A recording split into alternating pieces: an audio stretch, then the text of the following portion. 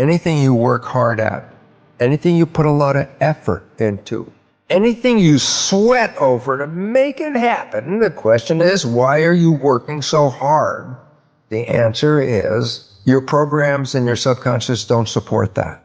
And what we have to do in order to get to that place where we can take the keys and unlock the self-imposed prisons, or the prisons that we have given ourselves on the basis of what we have come to believe is our limitations, what we can and can't do.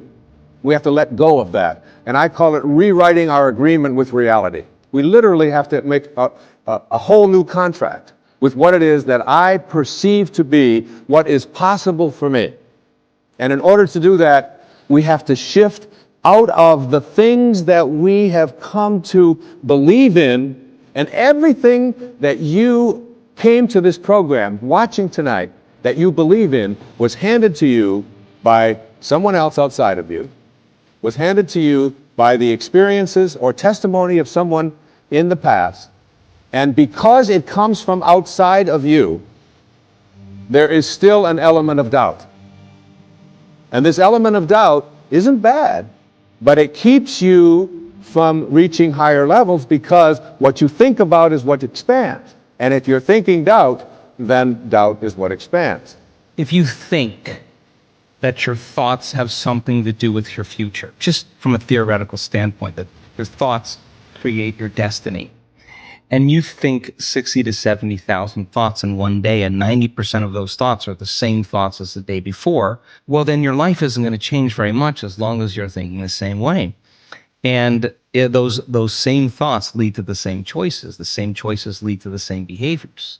The same behaviors create the exact same experiences, and we anticipate the same feelings or emotions from those experiences, and those emotions are the payoff that drive our very same thoughts. Well, our biology, our neurocircuitry, neurochemistry, our hormones, and even our gene expression will be equal to how we think, how we act, and how we feel.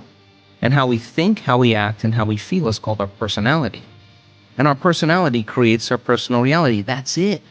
So the present personality who's listening to this show has created the present personal reality called their life. So if you can latch on to this idea, if you want to create a new life, a new personal reality, you got to change your personality, which means you got to start thinking about what you've been thinking about and changing it. The question to you is, what do you expect of yourself? Do you expect to be able to perform miracles, to attract into your life the kind of prosperity that you are entitled to? Do you expect that you can manifest the kind of relationships that you would like? In order to be able to have these kinds of expectations for yourself, you have to make a dramatic change, a dramatic shift. You must change what's possible for you. Success is only when you are able to use yourself to your full potential. It doesn't matter whether you become a doctor or a politician or a yogi or what the hell you become is not the thing. Success means you are living your life to your full potential. That's what success means. If that has to happen, you need perception and an active intelligence. How do I grow my intelligence? Don't worry about that. Right now, the important thing is to enhance your perception. If you're able to see life just the way it is, you have the necessary intelligence to conduct it well. If you're not able to see life the way it is, your intelligence will work against you. Most intelligent people on this planet are generally the most miserable people on the planet. This is simply because they have an active intelligence but no perception of life. But you and I, when we choose to create something new in our lives, when we choose to heal our bodies, when we hold the image in our mind of what it is that we choose to create, the act of holding the image in our minds is the act of us reaching into the potential of this field, of the divine matrix. We're literally reaching in on an energetic level in the presence of all of these possibilities, and we're finding the one that we now have created to focus upon, it's pulsing in place. That is the secret to creating in the divine matrix. That's the secret to reaching in to the potential, grabbing that potential in your life and isolating that potential and making it into something that is real. Let's write down the feelings of how you would feel if that future happened, and you're going to have to feel that feeling before it occurs. So now, okay, what does an abundant person feel? Pretty much free, in love with life, grateful to be alive, abundant. Okay, now let's practice. The moment you feel gratitude, your healing begins. The moment you feel worthy and abundant, you're generating wealth. The moment you're empowered, you are moving towards your success. The moment you're in love with yourself and you're in love with life, you'll create an equal. The moment you are in awe of life, you're going to have a mystical experience. And so that's causing an effect, right? Our routine, known thoughts and feelings perpetuate the same state of being, which creates the same behaviors and creates the same reality. So if we want to change some aspect of our reality, we have to think, feel, and act in new ways. We have to be different in terms of our responses to experiences. We have to become someone else. We have to create a new state of mind.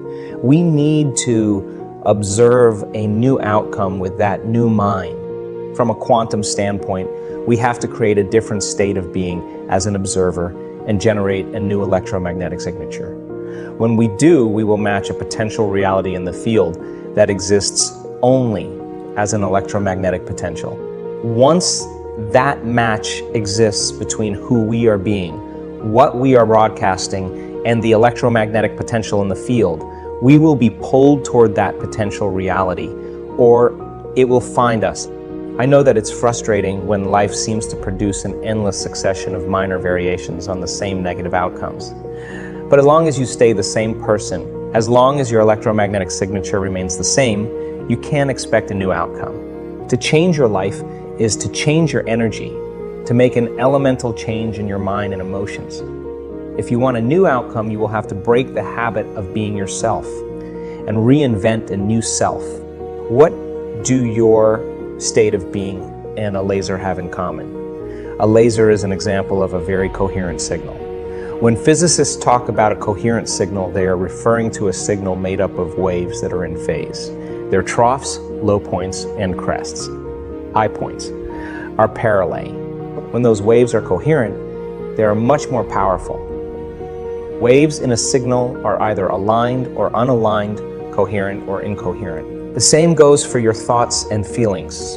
How many times have you tried to create something, thinking in your mind that the end result was possible, but feeling in your heart that it wasn't? What was the result of that incoherent signal that you were sending? Why is it that nothing manifested?